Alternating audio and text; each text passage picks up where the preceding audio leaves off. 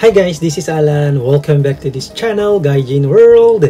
So, kung makikita nyo guys, lahat yan ay green. O, diba? Ang gandang tignan. Lahat ay green yung ating mga stocks na kung saan tayo nag-invest. And currently, ang portfolio gain natin is nasa 4.62% or 15,577 yung gain. Meron pa tayong in-invest or nag-invest tayo, tuloy-tuloy lang yung investment natin sa mutual fund ng Call Financial. So ngayon may gain din tayo dyan na 5.20% or nasa ano na yung shares ko dyan. 26,000 shares sa mutual fund. Medyo maliit lang naman kasi yung per share niya nasa piso lang siya, 1.1 or nung binili ko siya is 1.0499 per share. Ngayon nasa 1.1 per share na siya. So dahil 26,000 yung shares natin dyan, ayan, yung market value ngayon niya nadagdagan ng 5.20%, kaya kumita tayo dyan ng 1,430 na potential gain. So all in all, yung ating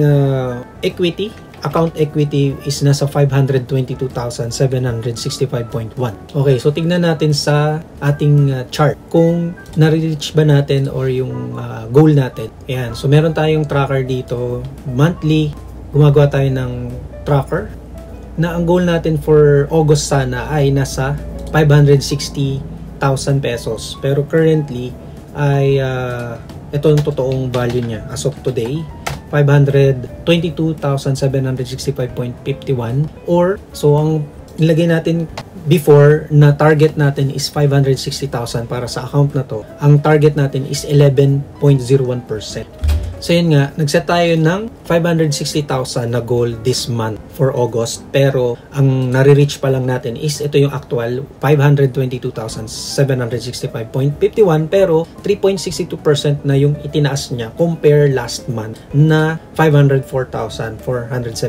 So kumita tayo dyan ng 3.62% compare last month. Yan, so nag-set tayo ng goal natin. Ito ano lang to, kumbaga ideal lang natin to. Yung nakikita nyo dito na amount, ito tong mga to. Okay? So, parang ano lang yan. For, let's say, September. Ayan. So, itong mga nakikita yung amount dyan. Ang totoo lang dyan currently ay itong part na ito. Itong this one. Yung 522.76. Okay? So, medyo malayo pa tayo doon sa red na line, which is yung ating goal. Yung red line is yun yung trend na gusto nating ma-reach every month. So, kung makikita natin yung gagawa lang kayo ng line, ng trend line, uptrend line, para yun yung magiging goal nyo every month.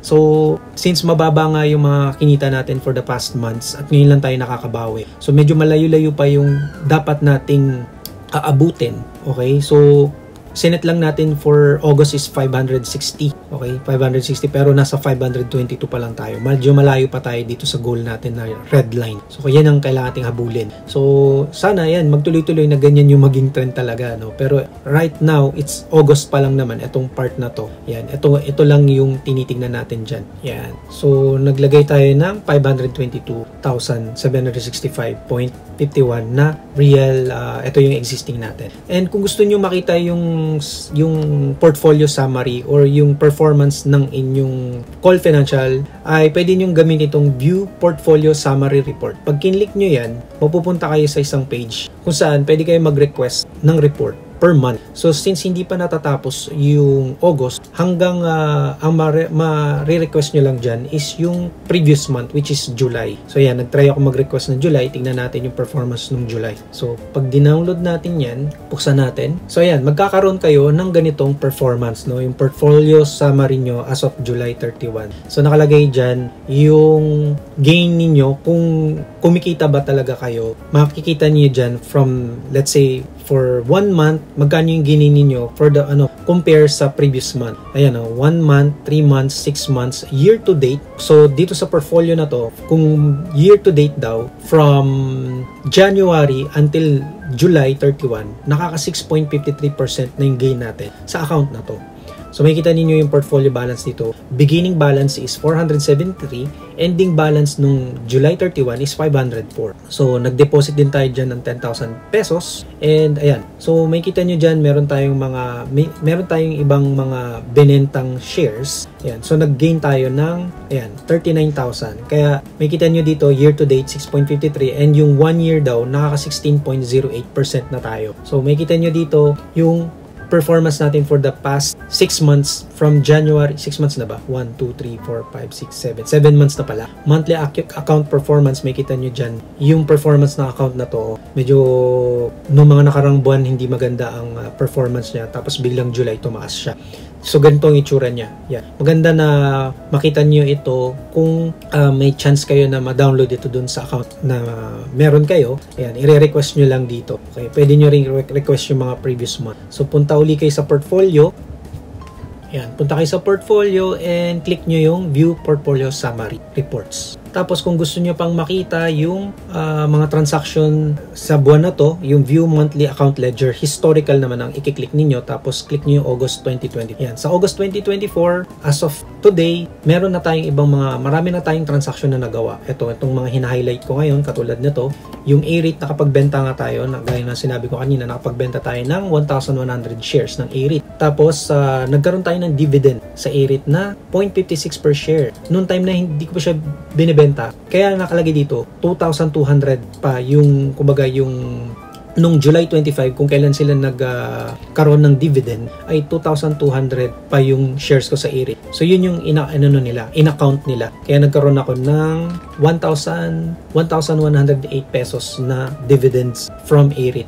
Nung 2,200 shares pang meron ako. Pero nagbenta na ako ng 1,100. So ibig sabihin, kumita tayo dyan ng 42,130 from A-REIT. Tapos sa JFC naman, nagbenta din tayo ng 130 shares sa halagang 238.8 pesos per share. Sa ganun din, nung tumaas uli ng 240, nagbenta uli tayo ng JFC na 60 shares. Ganun din sa Meralco. Ayan, nagbenta tayo ng 10 shares ng Meralco nung umabot siya sa 404. So, yan yung total equity. May kita nyo dito sa baba. Yung total equity is nasa 525. Pero minsan hindi sila tugma, no? Sa nakikita mo dito sa ledger at yung nandito sa mismong portfolio mo. So, yung pinaka-accurate is yung nasa portfolio mo. Yan, yung nandito sa baba. Yan ang total equity mo, 522,765. So ayan, sana kumita din kayo nitong mga nakaraang linggo at I hope nakatulong itong video sa inyo, no? Yan, sana kumita pa tayo sa stock market. Pero mag-ingat din tayo guys, abangan natin dahil sobrang taas na niya ngayon,